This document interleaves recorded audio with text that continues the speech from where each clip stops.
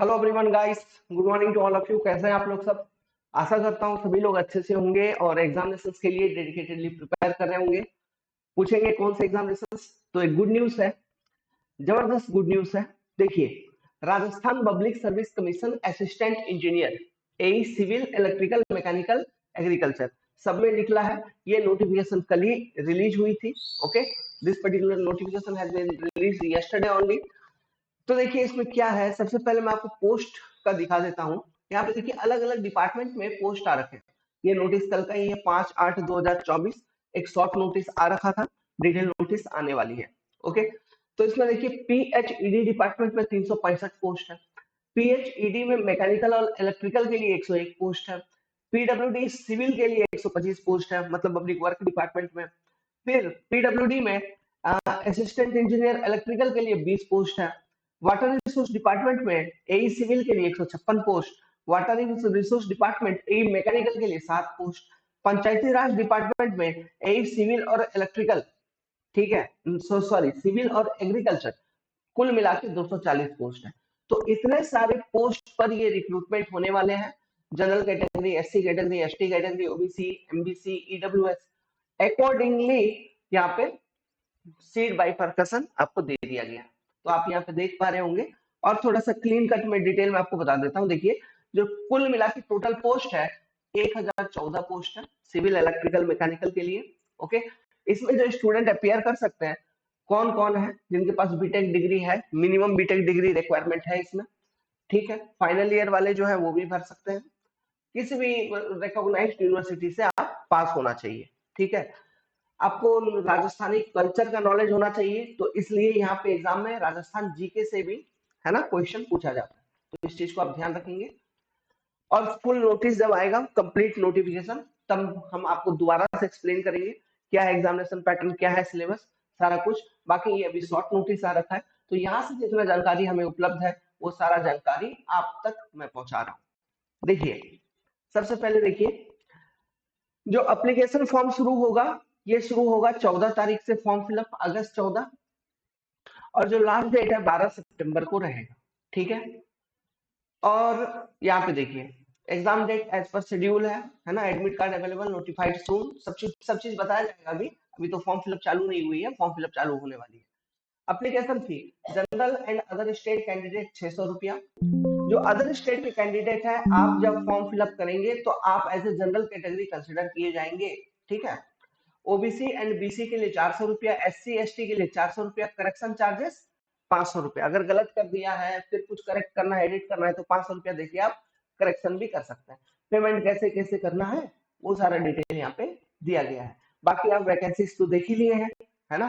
तो age limit में आपको दिखा दूं, 21 से 40 साल तक, और उसके बाद भी एज रिलैक्सेशन अवेलेबल है, ठीक है। This is your age limit, and इसके बाद भी आगे चल के age relaxation according to different caste category is available, ध्यान रखेंगे। देखिए एक बार डिटेल में देख लीजिए।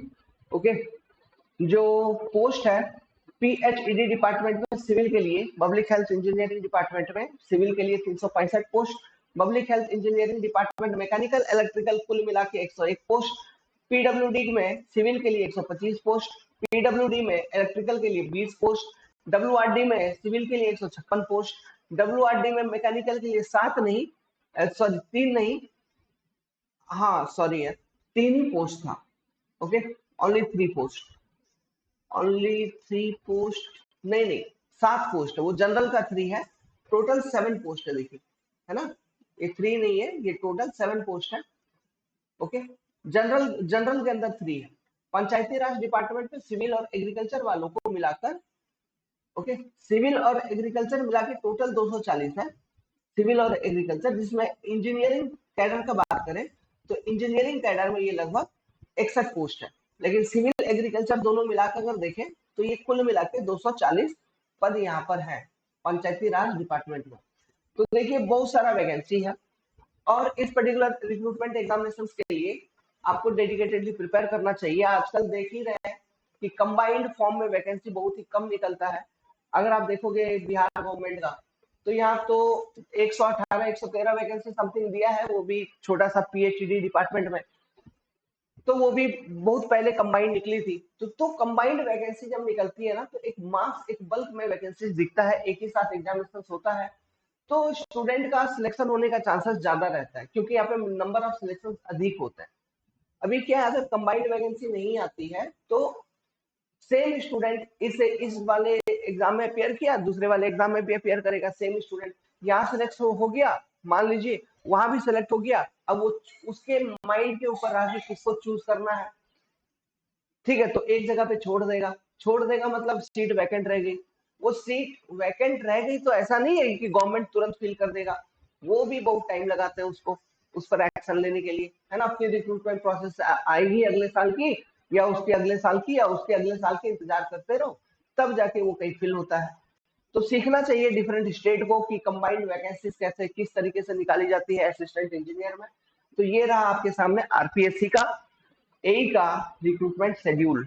ओके, तो बाकी जो पूरा का पूरा डिटेल है एग्जामिनेशन से रिगार्डिंग कि किस तरीके से प्रिपेयर करेंगे, वो सारा कुछ, क्या है इसका एग्जामिनेशन सिलेबस, क्या है इसका एग्जाम पैटर्न, किस तरीके के क्वेश्चन आते हैं, वो सब कुछ इस चैनल के माध्यम से आप सभी तक पहुंचाया जाएगा। तो सब्सक्राइब करिए दोस्तों and enjoy the preparation. Thank you very much. Classroom programme में ज्वाइन करना है, कंसेप्ट डिकोडर का एंड्रॉइड एप्लीकेशन डाउनलोड कीजिए and you can learn the complete civil engineering in detail. Thank you very much.